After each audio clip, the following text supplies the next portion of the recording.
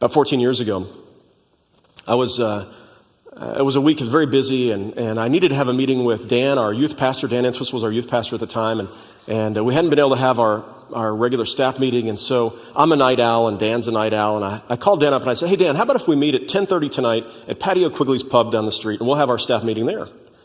And so he said, yeah, sure, that sounds great. So your senior pastor and your youth pastor meet at the bar down the street. We have our staff meeting there.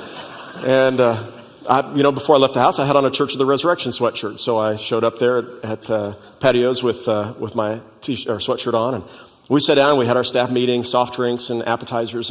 And after a while, people started popping by our table. The barmaid came over. And she pulled up a chair. She said, can I sit with you for a minute? I said, sure, have a seat. She said, I see your sweatshirt. Is that church that's down at 109th or 135th and Row? I said, yeah, that's the one. She said, do you go to that church? I said, yeah, we both do. And she said, do you like it? I said, yeah, I really like it a lot. She said, well, here's why I'm asking. She said, my life's not going very well right now. My marriage is falling apart. I have a 3-year-old child, a little boy. I've been a pagan witch for the last 8 years, and that's not working very well for me. And I feel like I need something else in my life.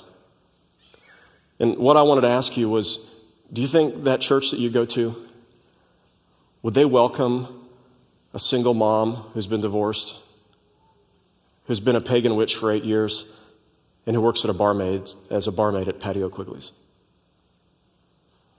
And so I can tell you without hesitation that the people of that congregation would welcome you with open arms, and they would love you, and you wouldn't feel small there.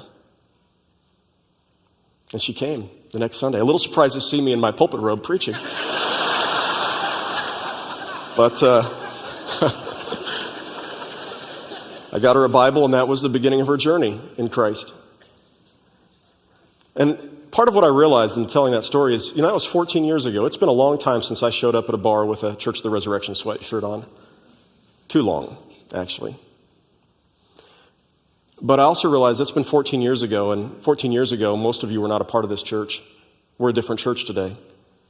So I just have to ask you this question. Are you still the church that's going to welcome women whose lives are falling apart, who are in the midst of a divorce, who've been pagan witches for 8 years, and who work as barmaids? And I don't mean to be melodramatic, but I just have to tell you, if you're not that kind of church, I don't want to be your pastor.